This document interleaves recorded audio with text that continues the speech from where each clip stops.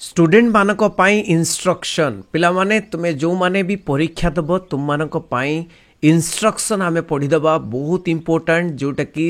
सीएचएससी चिट्ठी रे अच्छी तेणु instruction to be given to students गोटे पर गोटे आमे इंस्ट्रक्शन पढ़ी जावा मन देकी शुणव ओडिया रे मु बुझेदेवी। प्रथम पॉइंट होची students are required to reach the examination माने परीक्षा सेंटर को पहुँचब केबे ना 30 मिनिट पूर्वर पहुँचब। एग्जामिनेशन जदि परीक्षा 10टा बेले आरंभ 30 मिनिट पूर्वर माने 9:30 बेलू पहुँची जाइथिबो फाटक खोला हबो चेकिंग स्टार्ट हबो।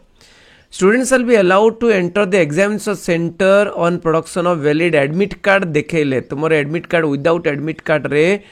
माने एंट्री करि परिबो नाही एग्जामिनेशन सेंटर। सीएचएससी जो एडमिट कार्ड देइची ताकू देखैबो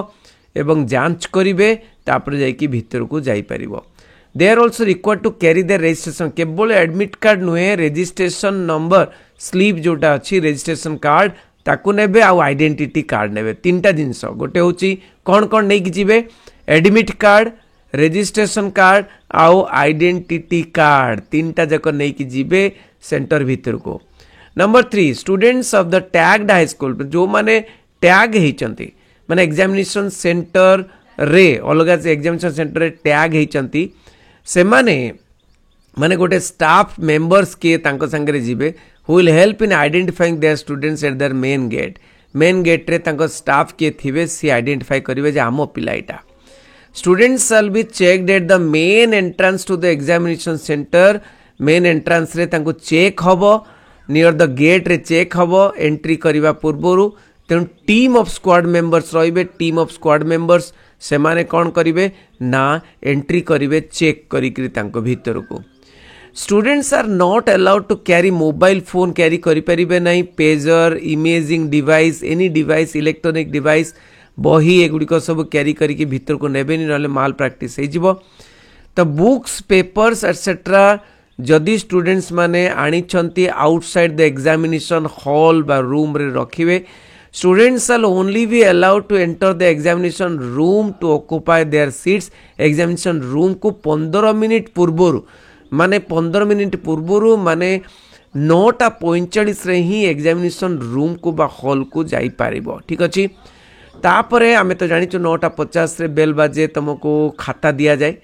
एटा गोटे बहुत इंपोर्टेंट जे एटा एग्जामिनेशन हॉल रे पिला माने बसिला परे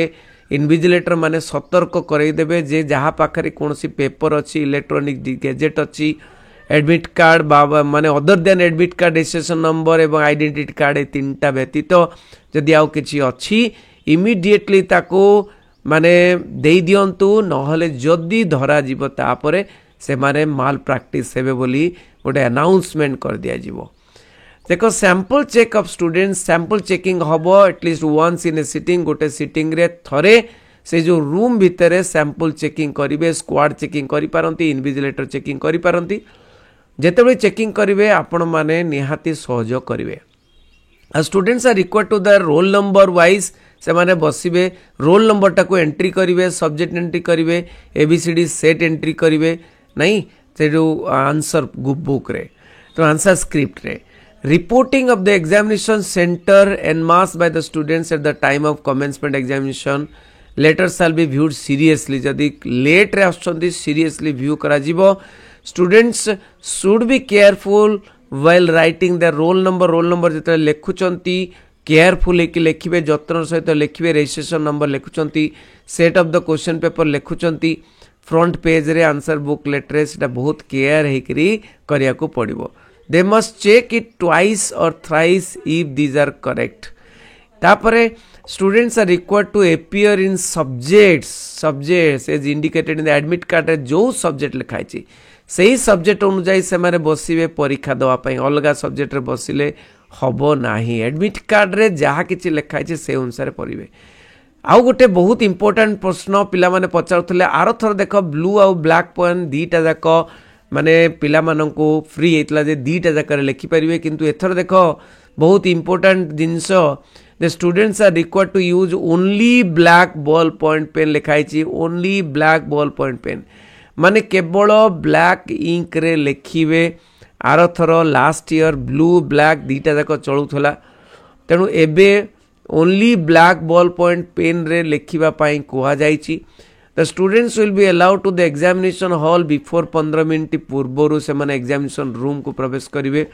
students will be supplied will blank answer script तांको सप्लाई करा जीवो 10 मिनिट पूर्व परीक्षा पूर्व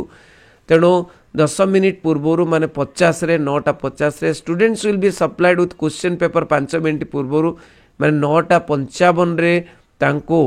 माने कौन दिया जीवो ना क्वेश्चन पेपर दिया जीवो 5 minute before the exam commencement the examination students will be allowed to write answer at 10 AM 10टा बेले से माने आंसर लिखिबा आरंभ कर देबे 11:50 AM रे माने जोटा कि हमर जदी बायोलॉजी अछि सेक्शन माने ए सेक्शन बी अछि तेणु सेटा मध्य अलग 10टा रो 11:50 रु गोटे पर्यंत चलिबो तापरे 3 stroke of bell will be given 5 minutes before the end of the examination examination सरीबा पूर्वरु 5 मिनिट पूर्वरु गोटे 3 स्ट्रोक लागिबो टंग टंग टंग करी examination time is going to be finished बोली तापर लॉन्ग बेल लागिबो जेते बेले एग्जामिनेशन टाइम फिनिश हबो ताल स्टॉप राइटिंग समस्त स्टॉप कर देबे एवं खाता सब रहिबे सेठी बसी थिबे एवं खाता सब कलेक्शन हबो students can not leave the hall room unless directed by the chief invigilator to do so chief invigilator न कहला पर्यंत रूम रू बाहरी पारिबे नाही तेणु एटी distribution of blank answer books 32 page रो रहिबो ऑल स्टूडेंट समस्तंक पई टू बी यूज समस्तंक पई माने अप टू 2023 समस्तंक पई 32 पेज रो रहिबो 32 पेज रो तमरो खाता रहिबो नै कि तेणु एटा भी इम्पोर्टेंट जिनिस तुमको कहली जोटा कि स्टूडेंट मानक पई दरकार आउ किछि जदी कोनोसी जिनिस अच्छी ताहले मु तुमको नेक्स्ट वीडियो रे कहि देबी थैंक यू वेरी मच समस्त को वंदे उत्कल जननी।